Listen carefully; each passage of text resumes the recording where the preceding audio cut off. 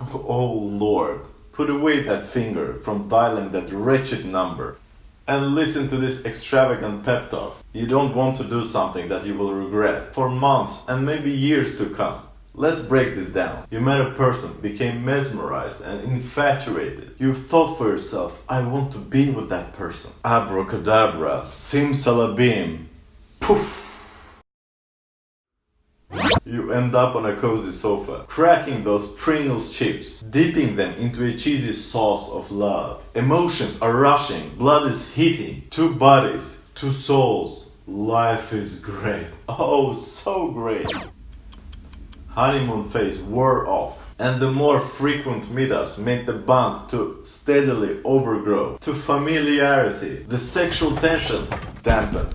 You became like spouses and relatives. And what do relatives do? Right, they argue. They play that Tom and Jerry act, loving through drama. The real everyday problems start to show up. And if before this could be ignored, thanks to the love drunk state, now that both of you have sobered up quite a bit, the mistakes don't slip through anymore. Irritating situations and intolerance towards small things became more prominent. Why is your underwear hanging down from TV? When are you planning to extract your dirty socks from the dishwasher? Are you done using the toaster? If so, why won't you pick up the crumbs after yourself? Small things jump out on either or both of you, and the opportunities to express bitterness, aggression, boiled up feelings weren't missed out on. The traction was building up, and one day, when it became unbearable, when the cup spilled over, one of you took the step to break it off.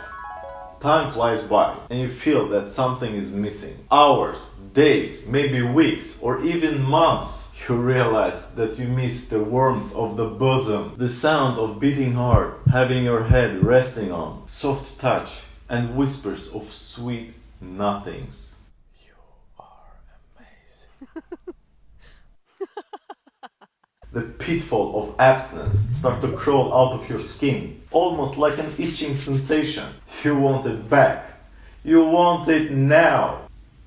Bad decision. Don't go that route. Now that you miss your drive, you neglect all the clashes that you had together, and there were plenty. You erase those unpleasantries and remember only the goodies, the honeymoon phase, the infatuation, the passion, the exciting tension. Eating those chips with the cheesy sauce of love and watching your favorite show together. Rewind to the right memory spots. Remember all those fights over the smallest things. Remember the intolerance that grew between you. Remember the feeling of being stuck and wanting to disappear. Well, those aren't actual reasons, rather the symptoms of the deeper issues of not being whole yourself. That holds true regardless if you were a perpetrator of the drama or the victim of it. Being dramatic is about projecting your own insecurities on others,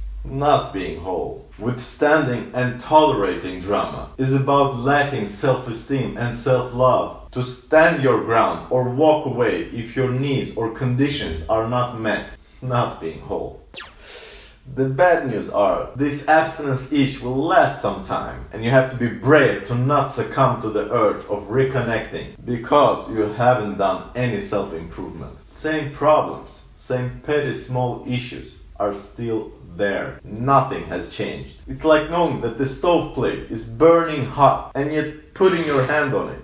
You have to take a step back, learn from your mistakes, become wiser, stronger, and more emotionally stable. When the time is right and you will feel upgraded, you won't even consider rekindling because it will be old news. Also, for that to happen, your ex has to do the same improvement work. So stop checking Instagram feed and stories to try and figure out what your ex is up to. It won't give you any satisfaction, rather torture and endless pain. You don't want to find what you're looking for, and it doesn't even matter. Now it's all about you and your betterment. It's not your ex who hurt you. The hurt comes within, for not understanding yourself, for not knowing your needs, for not being whole. If you want a thorough guide on what you can do, no worries.